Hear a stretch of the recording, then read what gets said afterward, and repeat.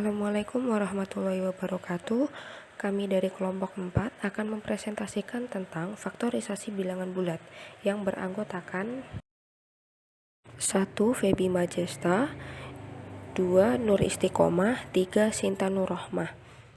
Untuk materi yang akan dibawakan yaitu yang pertama tentang faktorisasi bilangan prima dan yang kedua faktorisasi bilangan tunggal.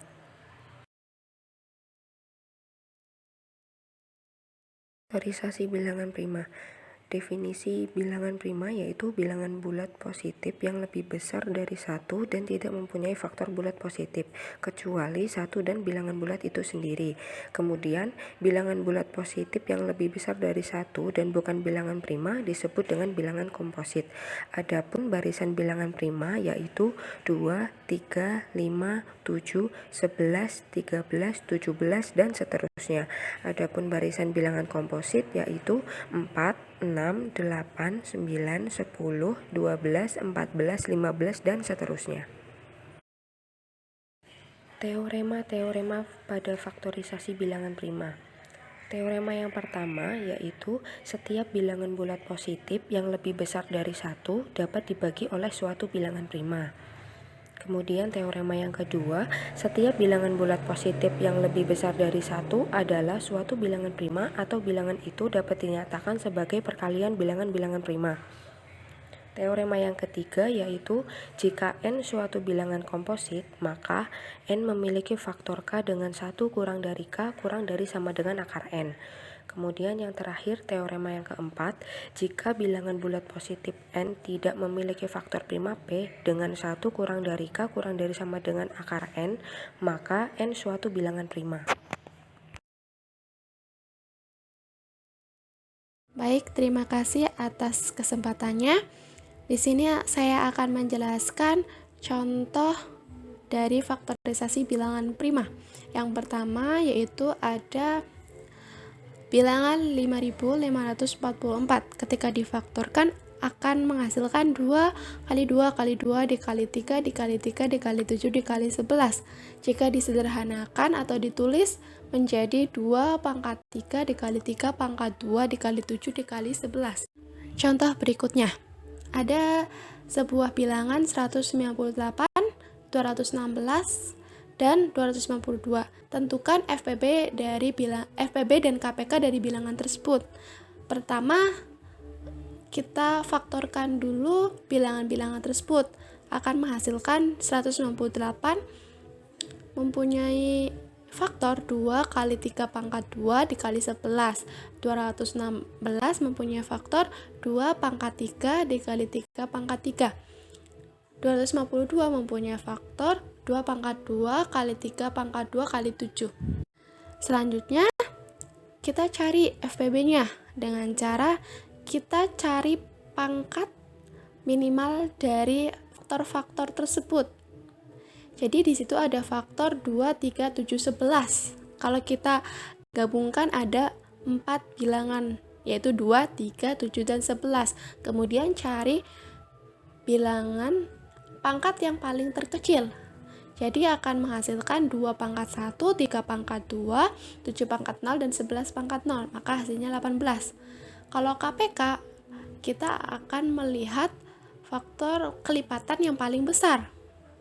Jadi kita lihat pangkat yang paling besarnya menghasilkan 2 pangkat 3 dikali 3 pangkat 3 dikali 7 pangkat 1 dikali 11 pangkat 1, hasilnya 16.632.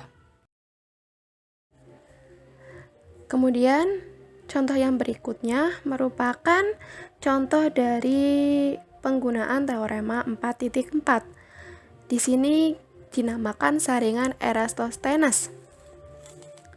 Sebagai contoh, ada soal carilah bilangan prima yang kurang dari 100. Kita tidak perlu menghitung atau mencari bilangan prima dari 1 sampai 100, tetapi kita lihat menggunakan bagan. Bilangan prima yang kurang dari 10. Pertama kita akarkan, akar 100 itu berapa? 10 kan? Maka bilangan yang kurang dari 100 itu hanyalah 2, 3, 5, dan 7. Sehingga kita hanya mengecek pembagian bilangan-bilangan bulat yang kurang dari 100 oleh bilangan-bilangan prima itu.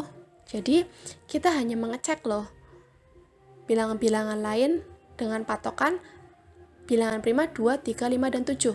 Nah, yang pertama caranya kita coret semua kelipatan 2, tapi selain 2. Jadi selain angka 2 dan kelipatan 2 itu dicoret. Kemudian coret kelipatan 3, 5, dan 7. Tetapi angka 3, 5, dan 7 tidak dicoret. Maka akan tersisa bilangan prima, kecuali angka 1. Jadi angka 1 bukan merupakan bilangan prima. Selanjutnya, kita akan membahas tentang faktorisasi tunggal. Teorema yang pertama atau teorema 4.5 berbunyi jika P adalah suatu bilangan prima dan P membagi habis A kali B, maka P membagi habis A atau P membagi habis B. Contohnya, ada suatu bilangan 2 membagi habis 30. Nah, 2-nya itu sebagai P, 30-nya itu sebagai AB. Nah, AB-nya itu bisa kita jabarkan dari perkalian. Jadi 30 itu hasil perkalian dari 6 kali 5 atau 3 kali 10 atau 2 kali 15. Jadi 6 itu sebagai A, 5 sebagai B, 3 sebagai A, 10 sebagai B, 2 sebagai A, 15 atau sebagai B atau sebaliknya. Maka kita akan memperoleh 2 membagi habis 6 karena P-nya itu 2, B-nya itu 6, atau 6 itu sebagai A atau sebagai B, dan seterusnya. Sebagai bukti, karena P adalah bilangan prima, maka P hanya memiliki faktor pembagi 1 dan dirinya sendiri. Akibatnya, untuk setiap bilangan bulat A berlaku A, P sama dengan 1 atau A, P sama dengan P. Jika A, P sama dengan 1 dan P membagi habis AB, maka berdasarkan lema Euclid, P membagi habis B. Jika A, B sama dengan P, maka P membagi habis A. Dari sini terbukti bahwa P membagi habis A atau P membagi habis B.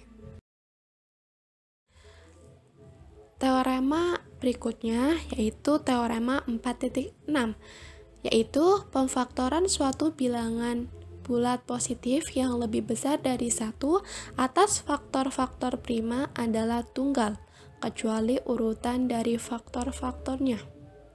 Bukti, setiap bilangan bulat positif yang lebih besar dari 1 adalah bilangan prima, atau bilangan tersebut dapat dinyatakan sebagai hasil perkalian dari bilangan-bilangan prima tertentu. Selanjutnya akan dibuktikan bahwa faktor-faktor tersebut adalah tunggal. Sebagai contoh, ada bilangan 30 mempunyai faktor 2 kali 3 kali 5. Itu bisa ditulis 3 dikali 2 kali 5 atau 5 kali 2 kali 3 dan seterusnya. Jadi urutan dari faktor-faktornya itu tidak berpengaruh. Sekian penjelasan dari saya. Kurang lebihnya mohon maaf. Materi selanjutnya akan dijelaskan oleh Mbak Sinta. Waktu dan tempat kami persilahkan.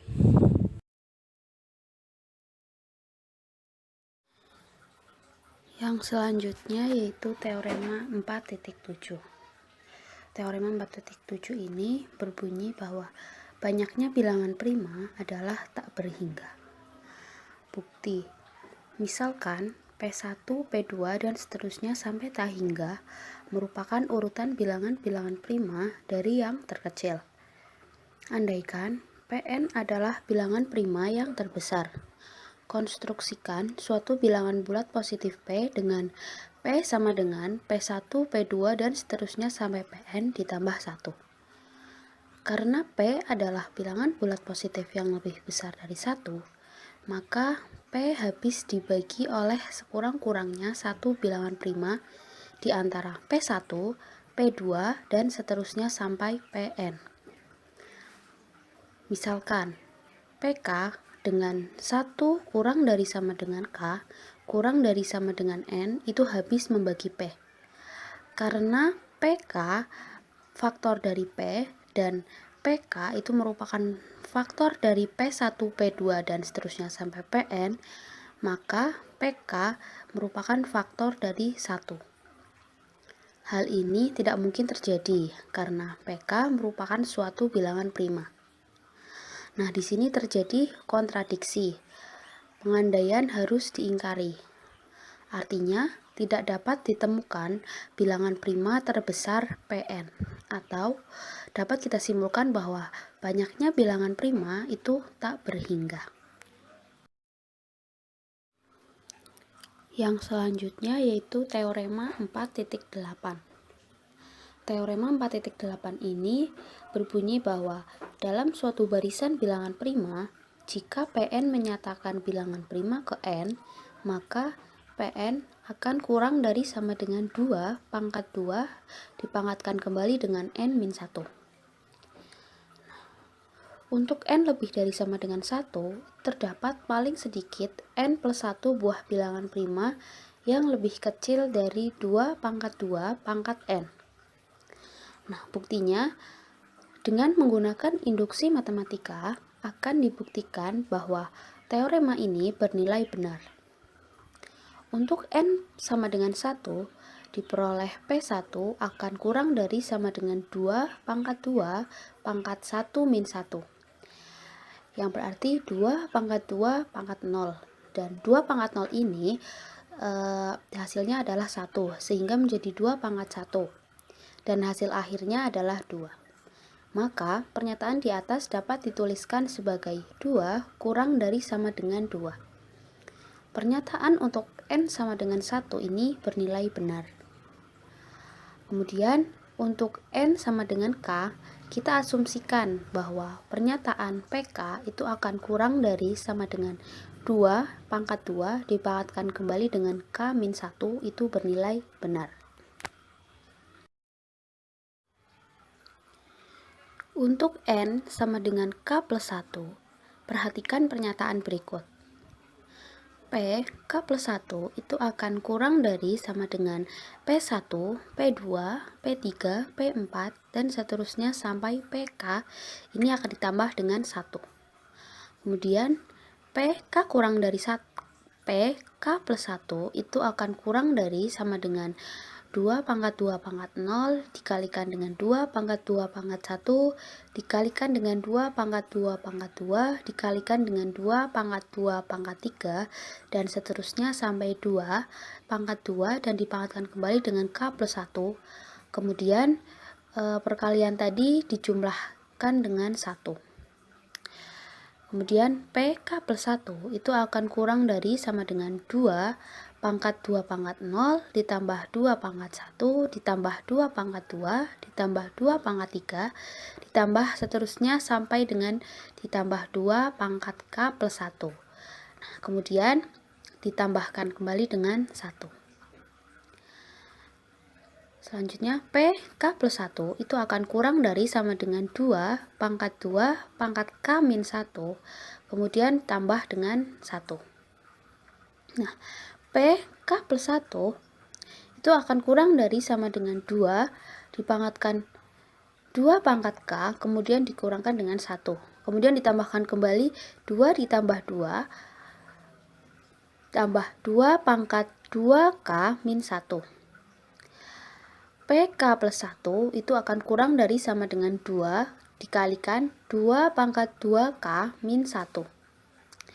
PK plus 1 itu akan kurang dari sama dengan 2 pangkat 2K min 1 plus 1. PK plus 1 kurang dari sama dengan 2 pangkat 2 pangkat K. Nah, pernyataan untuk N sama dengan K plus 1 ini berarti benar.